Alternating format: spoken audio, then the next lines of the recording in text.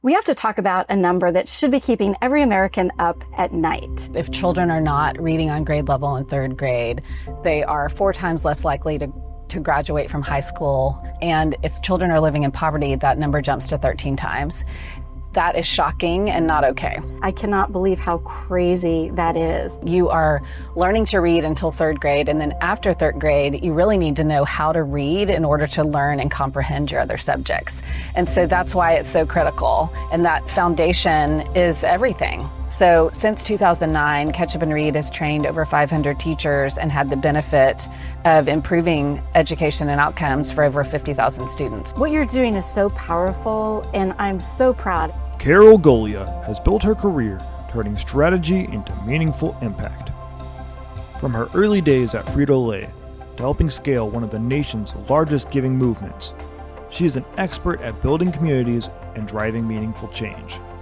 Now, as CEO of Ketchup and Read, she's focused on one of America's most urgent challenges: early literacy. Really, it is a teacher professional development program that is disguised as a tutoring program. Overall, there was about an 86%, I think, retention rate in the school district versus 92% for those who had been in Ketchup and Read. And then for new teachers, the district average in the schools that we were in was 76%, but 100% stayed in the school district if they had been a part of Ketchup and Read. Is there one skill set that you feel like from your days of Frito-Lay that has really just served you well in this nonprofit space? Learned in marketing about building a brand, whether that be resonating and learning how you want someone to think, feel, and act, and how do you build awareness for something that is so needed, and how do you bring people into the mission? That is really, really important. It is like running any other business because you have to motivate the team and keep the financials and do all the things. What skill or insight would you bring from your nonprofit world that you wish you knew at Frito-Lay? I think just how important.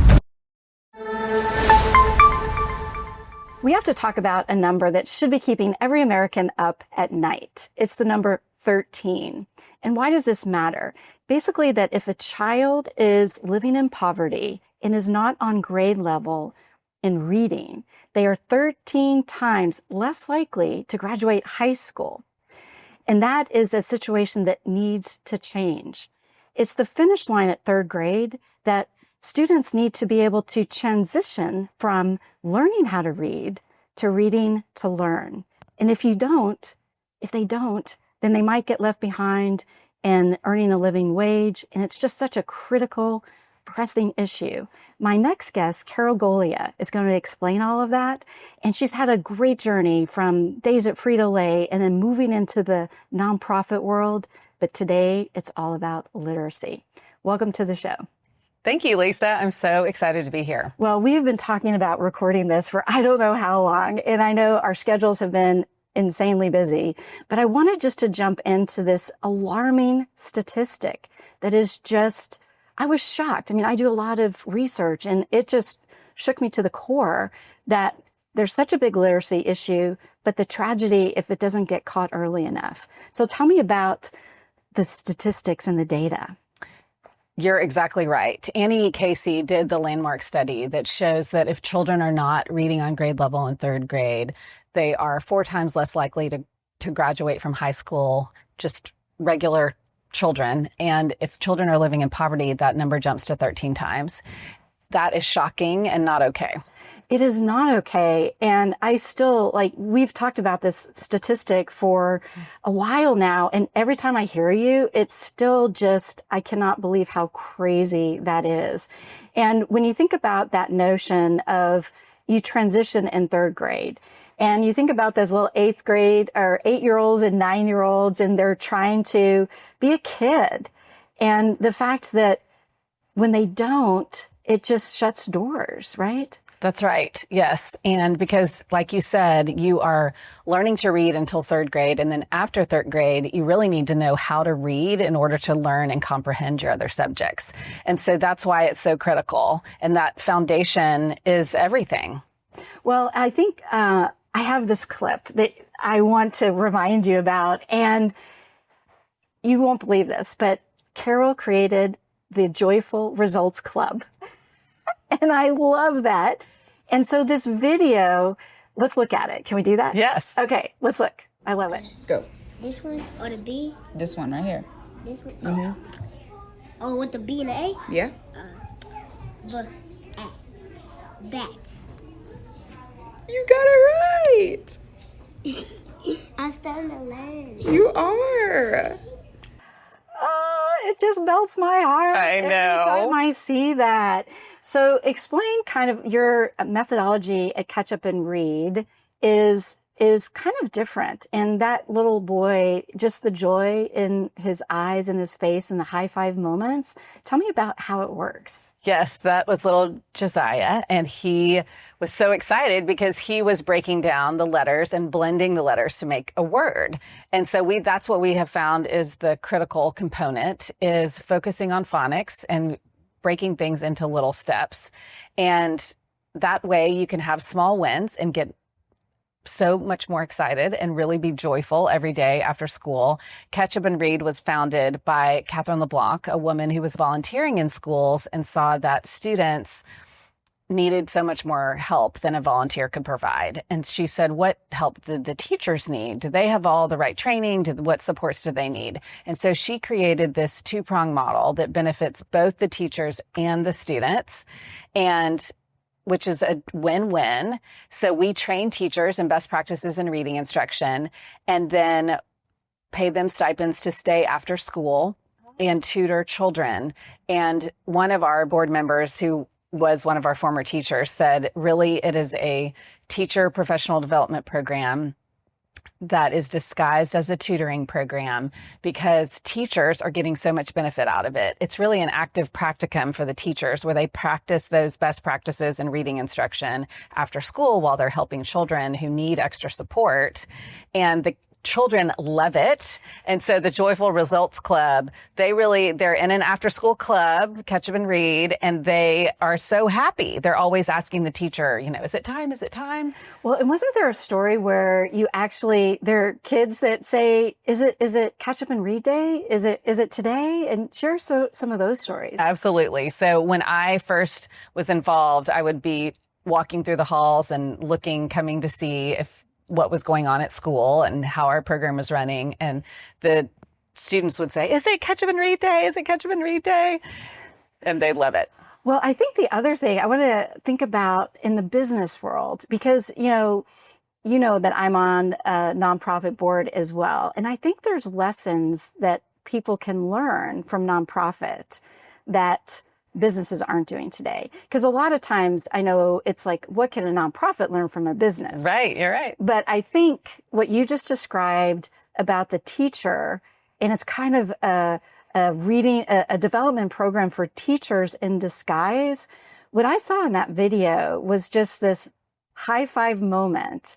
And I think of it as that reciprocity of joy and the circularity of joy. Mm-hmm. And so from a business perspective, what do you think some people might be able to take away from what you just said, that little magic of it's disguised as it's really a development program, but it's disguised as something else. How do you think that could apply in the business world today? Well, I mean, anytime that you have that practical hands-on experience where you're learning something new and then teaching, I think that really is what seals in the knowledge. We are really data-driven program, so we're also showing people how to use data to drive instruction. And so teaching teachers how to use reading assessments and literacy assessments to understand what a child needs, where they've fallen behind. And then when they do the quick diagnostic, see what a child needs, they're able to pick the lesson that they need and see those results right there. And then they get that immediate feedback and the reciprocity from the student, and it just feeds on itself. I think that's amazing. And I was just thinking in the training, because I always ask companies today, is your training budget higher or lower than it was 5 years ago?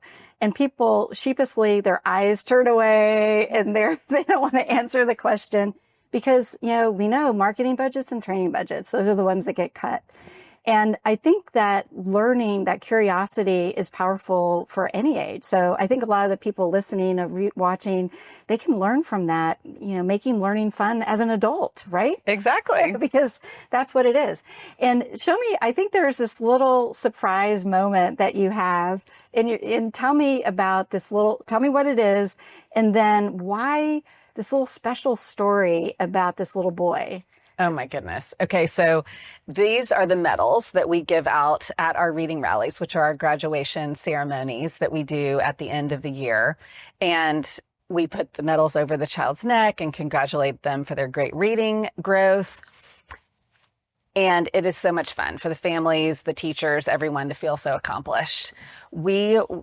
One of the learning specialists from the school district was at a school in October. And so this is, months after, and in a new school year after we've had the graduation in May. And it was at a school where we had moved on from that school. So we weren't there every day anymore. And the learning specialist texted my colleague and said, Jacob has on his Catch Up and Read medal. I can't believe it. And it was October. And so we wrote back and said, oh, that's the cutest thing ever. And by the way, ask him, why does he have that on now? And she asked him, and he said, I like to wear my Catch Up and Read medal sometimes because I'm just to remind myself how proud I am of myself. Wow. Can you believe? What you're doing is so powerful, and I'm so proud. I mean, we've known each other a long time, and that generosity of spirit, it's just amazing, the progress and the work that you're doing with these kids. And it's such a special thing, and that's why it's one child at a time. Mm-hmm. And that's so different. And we think about your days at Frito-Lay, and that's where we actually met. And we chatted about how long ago was that? We don't remember. But what's funny is you think about having to scale a brand. And so you have the chops from tried and true CPG world. And then you're taking these strong disciplines and applying it in a nonprofit world. And I just believe that one child at a time is so different than a brand. But how do you have to balance scaling? Because I believe you started at one location and now it's 27 schools and thousands of children. And how do you take that scale and apply it to where you are today? Yeah, it's hard, because it is a child by child and down to the smallest letters of every word. But also we do scale, and we scale because with teachers, a teacher, once they're trained to work with 4 children after school or 8 children after school, they can take that back to their classroom, and they have 22 students per classroom.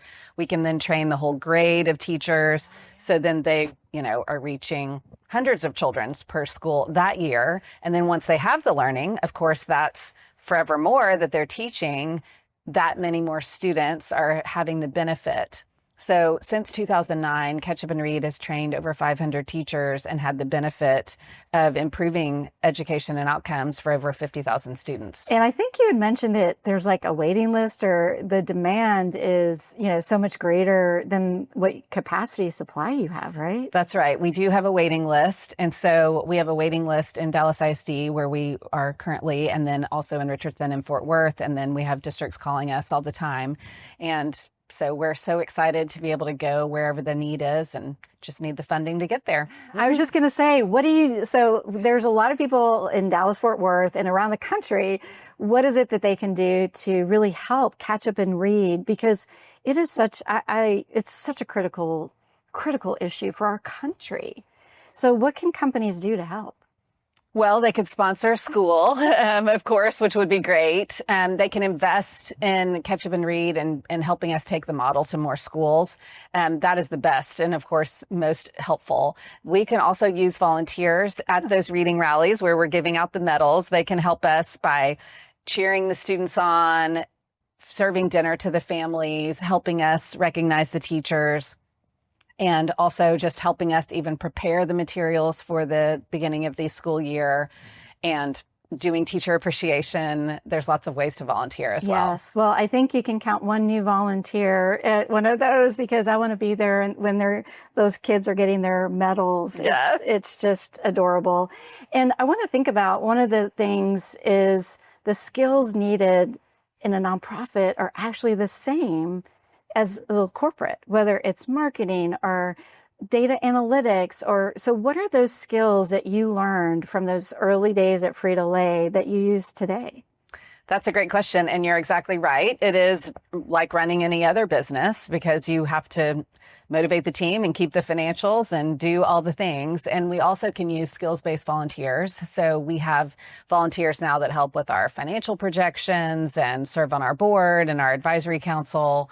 And yes, I mean, we need all the IT support too. We're merging our systems right now and just thinking about all the different kinds of IT providers and signing our lease. Oh my goodness, I didn't even think about all that. Sorts of things that we need help with. Wow. Yeah. So it is. It's like running any other business. Mm-hmm. Is there one skill set that you feel like from your days of Frito-Lay that has really just served you well in this nonprofit space? Well, you and I were both in marketing. And so all the brand work, of course, is really important. And how do you build awareness for something that is so needed? And how do you bring people into the mission? That is really, really important. So a lot of the tools that we learned in marketing about building a brand, whether that be resonating and learning how, you want someone to think, feel, and act. Oh, I remember those. Think, feel, do. Yes. Think, feel, do. Yes. Yes. And so, how do you want the child to think, feel, and do? What do you want the teacher to do? What do you need a donor to do? What do you need your staff to do? And crafting all those messages, I think, is really important. Well, I think then the obvious question is, what skill or insight would you bring from your nonprofit world that you wish you knew at Frito-Lay? Oh, that's a good question. I think just how important the community is. And how, a lot of small business owners know this, and I know you know this in the restaurant industry too, when, you need to support the community and they will support you. And so, working at PepsiCo is national, global business. And so, and you think in such high levels, you're not thinking about, I remember there was a conversation about even funding the ballpark that was near our headquarters and how they couldn't decide if they wanted to do that or not because all of the spending was being spent on the national brands. And it does matter. It does matter. Investing in your local community and your employees. And so if you could imagine those leaders, because we were in those meetings, those conference rooms back and off of Legacy Drive, is what would you tell those leaders? Like imagine, I won't name names, but if you can imagine, the CEOs or the CMOs back then, what do you wish that you could tell them to say? Because imagine if they would have done that 20 years ago or 15 years ago, what an impact. So what would you, if you could go back, what would you say? Well, luckily, I think PepsiCo in particular does a great job of investing in the community. And it's really an investment in your current workforce and your future workforce. So not only it's your employees that live, work, and play in the community, and where you're going to find your current talent, but also your future workforce. And from an education perspective, like we said, if you can't read, then you can't learn and master other subjects. You can't become the food scientist that you need at the food company or the engineer that you need at the engineering firm. And I think that what you just said, the fact that you're working on a critical factor that will either make or break the future pipeline of talent in America. And that limitation is really a monumental task to be done. But let me ask you a question let's rewind a little bit because your journey is so fascinating. And I think in your little Carol self, there was a lemonade stand called Carol's Lemonade. And tell me about that experience. I know that was your first job. walk me through little Carol working at the lemonade stand. Yes. My parents were having a garage sale. And so we had a whole lemonade stand, and we painted Carol's lemonade with spray paint. And I sat there with my neighbor, Carrie, and my stuffed animals, and we sold lemonade to everyone who was coming to the garage sale. Oh my gosh, that's hilarious. And I always think about, if I think about that little Carol's, that sign, it was the beginning of your marketing. True. And I guess my mom probably helped me a lot with that. But the fact that you learned that you needed to create awareness for your lemonade stand, because you could have just had a table, and you had the cute factor with the little stuffed animals. So who knew that those little, the marketing spirit was there. And tell me more about, your background and how you grew up, other stories or memories from your childhood that really inspired you to where you are today. Oh, well, there's so many. I've been fortunate to have an amazing family and growing up here in Dallas that they really taught me how to give back. My mom went to SMU and was very invested in the community, and as was my dad, and had businesses that were founded here and then wanted to give back to the city that helped them grow. That's amazing. And I guess I didn't know. So your mom went to SMU? Like you. I know. So that's good. Go Ponies. And I want to ask, I think there is Ollie Mae. Did I get that right? Yes, that's my mom's mom. That's your mom's mom. And I remember we were talking about a wonderful little phrase that she says. So tell me about that. She said, "Inch by inch, life's a cinch." And there was a yard by yard? Yard by yard, life is hard, but inch by inch, life's a cinch. Okay, so you have to explain. So I will always remember that phrase now, and I probably will borrow it from Ollie Mae. And I want to understand in her life, in her world, why was that phrase? Because clearly it's a phrase that you heard often that you remember. And what was behind it? My grandmother was the first in her family, I think, to go to college, or at least the first woman. And she was a realtor, and then she was an artist. She also had a lot of health setbacks. She had tuberculosis. And so in the day when she was getting treatment, you collapsed the lung. Oh. And then with the hopes of reinflating the lung, and it never reinflated. So she lived a lot of her life with one lung, which you can do, but had drainage. She had to have a hole in her back for the rest of her life after that to drain the lung. Wow. I know, all these things that you wouldn't think of. Yeah. But anyway, she was just very persistent and, always would encourage us to carry on. I wonder, do you know if her mom said that, or did she ever share with you? I don't know. I don't know where it came from, but she would say it. And then my mom would always say, whenever we were getting discouraged, inch by inch, life's a cinch, just break it down into small pieces. Well, and is there a story that helped when you thought of that line, that it helped you get through a situation, or whether it's personal or professional, that you remembered little Ollie Mae standing on your shoulder and just saying, inch by inch, life's a cinch? I don't know, a lot of things. I mean, really anything in work, you're getting frustrated. I think the whole reading this, it's really a national crisis, the literacy crisis that we have, that children are so far behind, and that is huge. And so I think just reminding ourselves that inch by inch, child by child, letter by letter, we can get there. Oh, yeah, that's powerful when you think you do literally break it down the letter by letter. That's amazing. Well, I think about another fun story. We were at an event yesterday, and I got to see your daughter. I didn't get to actually talk to her, but I think there was a backstory of her entrepreneurial spirit.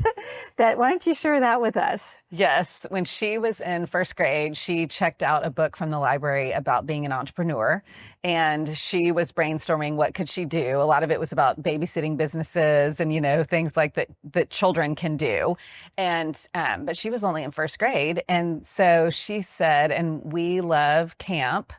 And so she said, can I have a camp at our house?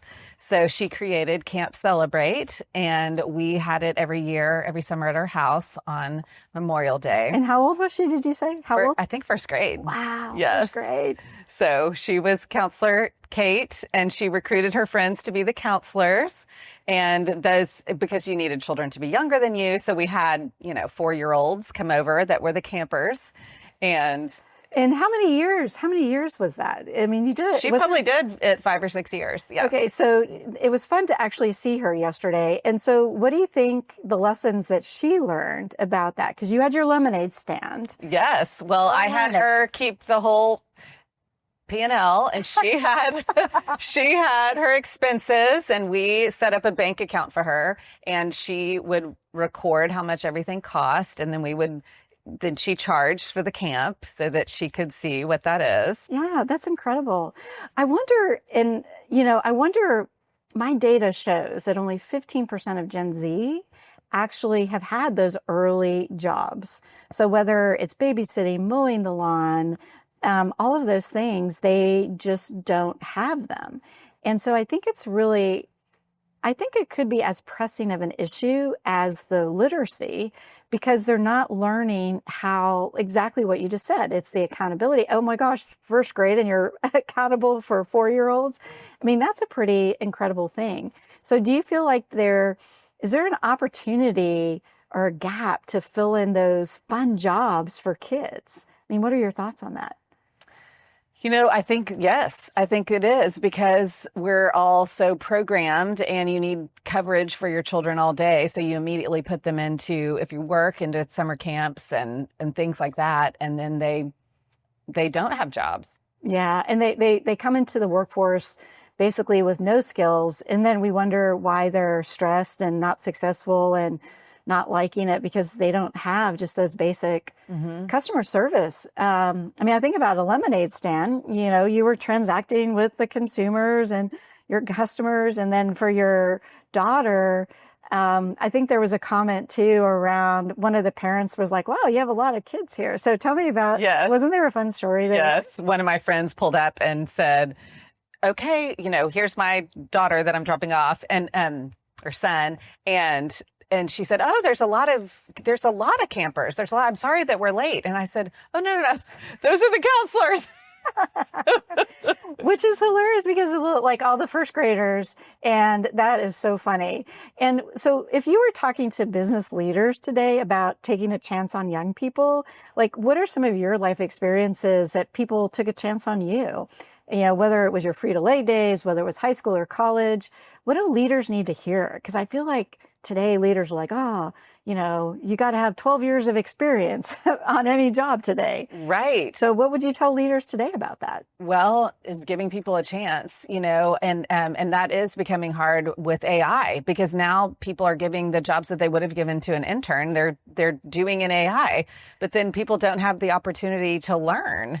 So yes, definitely give people a chance, and even if it's just shadowing or in encouraging their own children. Well, I think I have an idea. So I think if companies think about going back to the catch up and read, is that idea of making work fun, for lack of a better word. I know a lot of people might eye roll, like I don't have time to train somebody, but I feel like we were so blessed at Frito-Lay to be able to have like mentors and people that invested in us. And I wish corporate leaders today would say, yeah, I need to leave space in my teams at time to invest in other people. I mean, any thoughts? I agree. And it is hard. It's hard to find time, and you do have to spend the time. But it's worth it, because usually, I partnered with UTD for North Texas Giving Day, and when I worked at Communities Foundation of Texas, and several of those students ended up either giving back full time or continued to volunteer with the nonprofits that they were matched with. Wow. And I hired some of the people that had taken on different things. I think that goes back to what you were saying about that involvement in the community. And I think, again, another idea for companies today is, not only getting involved, whether it's sponsorships or, in the restaurant world, they give back a lot of food, but those college opportunities to be able to get people excited about an industry. I think that's exciting because I think today, I'm not sure if, I don't know if there's the teacher shortage, if that's still a thing, but people need to be excited about being a teacher. Yes, they do need to be excited about being a teacher. So that's one thing that we have also seen in Catch Up and Read is the benefits to teachers. We actually have great retention scores. So teachers that have been a part of the Catch Up and Read program, overall, there was about an 80 to 86%, I think, retention rate in the school district versus a 92% for those who had been in Catch Up and Read. And then for new teachers, the district average in the schools that we were in was 76%, but 100% stayed in the school district if they had been a part of Catch Up and Read. And so at the end of the day, if you could say that headline about why it helps, it's like, it helps retention, right? Yes, it helps retention. And I think they say that it takes, probably at least $20,000 to recruit and train a new teacher. And so for all those teachers that you're saving that money for, and they're better teachers. And I think for us, teachers are telling us that they saw the results. And so, in those joyful results, that confidence and results, they saw that, which then built their confidence, and then achieving is believing. And then you start getting so much more satisfaction out of your job. And you had that cohort that you're learning and succeeding with, and you want to stay. Well, and I think that at the end of the day is the magic secret sauce just to retention in general, because it's that reciprocity, it's the results, it's the confidence. And I will tell you, Gen Z specifically, they are struggling with confidence sometimes in the job. And so it goes back to taking that time. I do want to, you mentioned community foundations, and, we worked at Frito-Lay together, but then we had a great time reconnecting at community foundations, and you were there 9 or 10 years.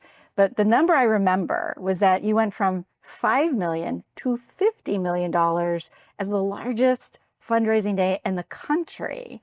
And so share a little bit about your journey of how you went from Frito-Lay into community foundations and that little journey, that pivot from corporate America to the nonprofit world. Yes. Well, I was so lucky to have the role at Communities Foundation of Texas overseeing all of the marketing communications. And one of the projects there was North Texas Giving Day. And I was honored to bring the mass marketing experience I had from PepsiCo to make that a really region-wide giving event for our whole community. And as you said, we were not only the biggest event in Texas, but in the United States and really the world for community-wide giving days. And it's just been amazing to see that groundswell of generosity across our region. And is there an insight? I want to ask that same question. Was there an insight from Community Foundation that you pulled forward into Catch Up and Read?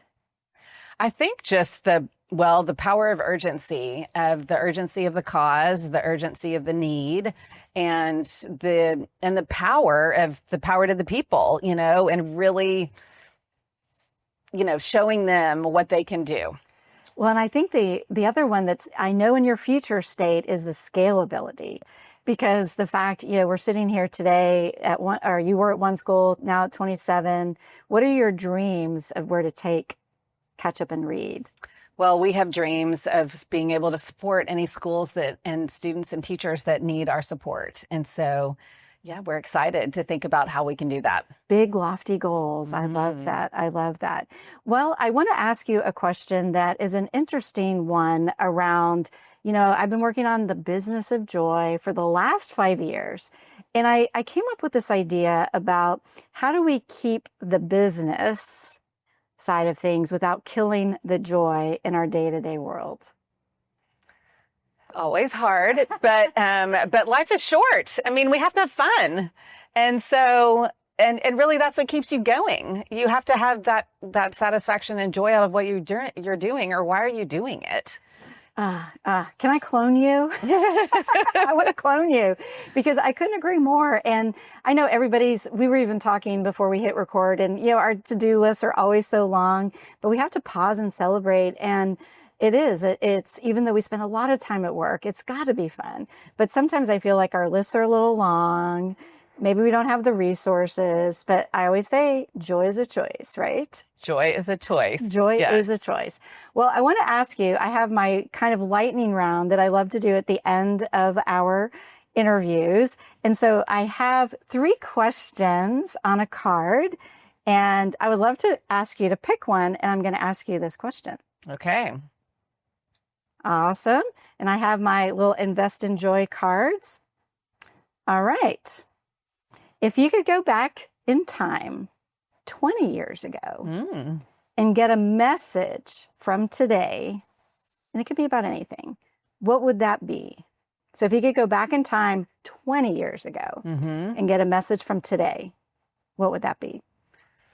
I think just believe in yourself.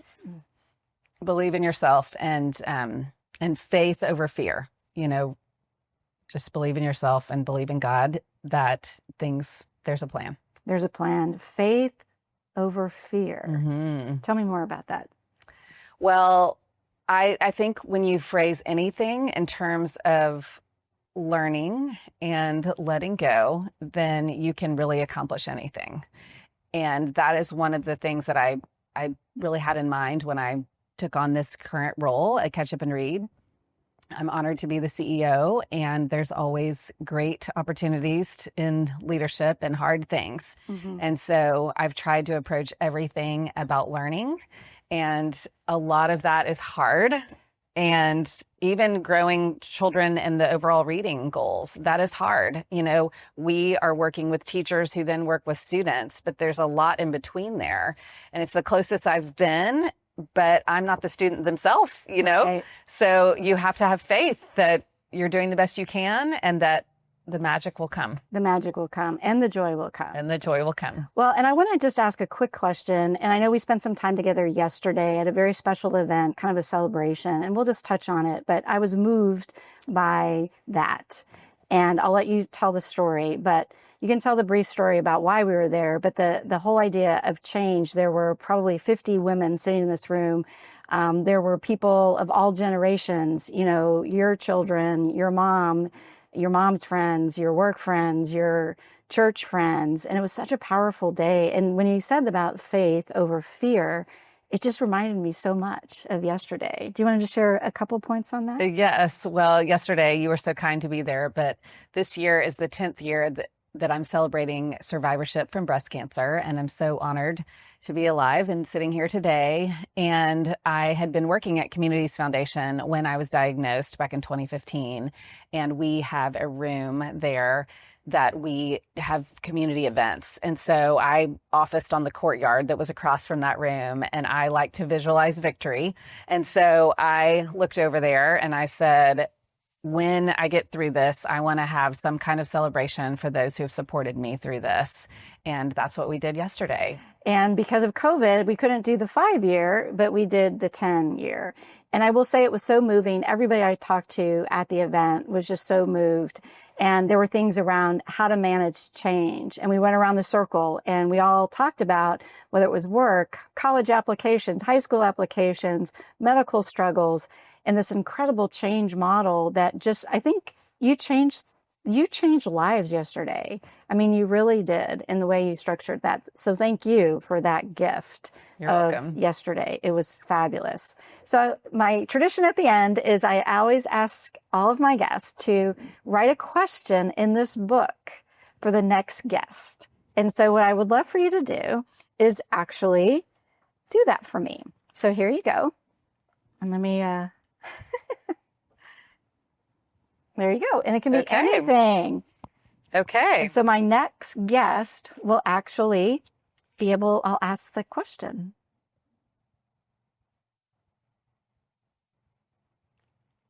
Awesome. Yay. Well, thank you again, Carol. It has been my pleasure, my honor, my joy to spend some time. And I think you have so many incredible insights and wisdom that can help in the nonprofit world. It can help in the business world.